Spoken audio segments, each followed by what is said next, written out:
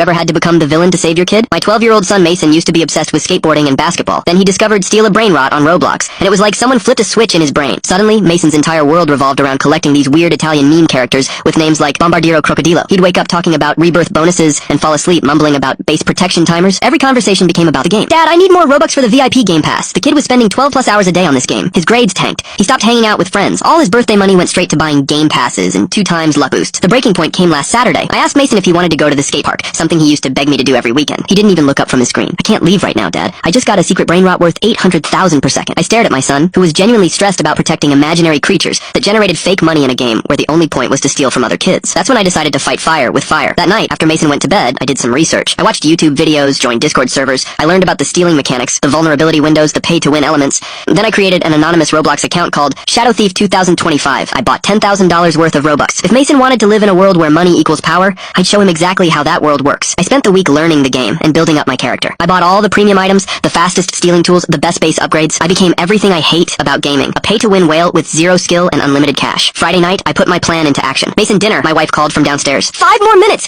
he yelled back. I'm about to get a candy event. Now, Mason, your food is getting cold. I heard him groan dramatically and stomp down the stairs, complaining about how we don't understand how rare this opportunity is. Perfect. That was my window. I logged into Shadow Thief 2025 and found Mason's base. His precious collection was sitting there. I used my Robux to instant unlock to break into his base in literally 2 seconds. No skill, no strategy, just raw financial power. I grabbed his most valuable brain rot and teleported back to my base. The whole robbery took less than 30 seconds. Mason came back upstairs and I waited. About 5 minutes later, I heard a sound I'll never forget. Not quite a scream, not quite crying, just pure digital heartbreak. No! My Los Tralaleritos! It's gone! He came running downstairs with his tablet, tears streaming down his face. Dad, someone stole my secret brain rot. I was only gone for like 10 minutes. It took me 3 weeks to get that. How is this even possible? I put on my most sympathetic dad voice. Oh no, buddy, that's terrible. How did they get into your base? Mason was sobbing now. No, they just paid their way in. It's not fair. I can't compete with people who spend hundreds of dollars. I nodded slowly, letting that sink in. So you're telling me someone with more real money than you waited for you to step away from your computer, then used that money to instantly take something you worked weeks for? Mason stopped crying. I could see the gears turning in his head. Yeah, that's exactly what happened. I leaned forward. And Mason, what have you been doing with your birthday money and allowance for the past 2 months? Dead silence. He stared at his tablet screen, at his empty base, at the notification that Shadow Thief 2025 has stolen your Los Tralaleritos secret. I've been buying advantages over other players, he whispered. And how do you think those other kids felt when you used your premium items to steal from them? More silence. But I could see something changing in his expression. That was the moment I knew my plan had worked. Mason sat there for a long time, just staring at the screen. Finally, he closed the app. This game is stupid, he said quietly. It's not about skill or fun. It's just about who can spend the most money.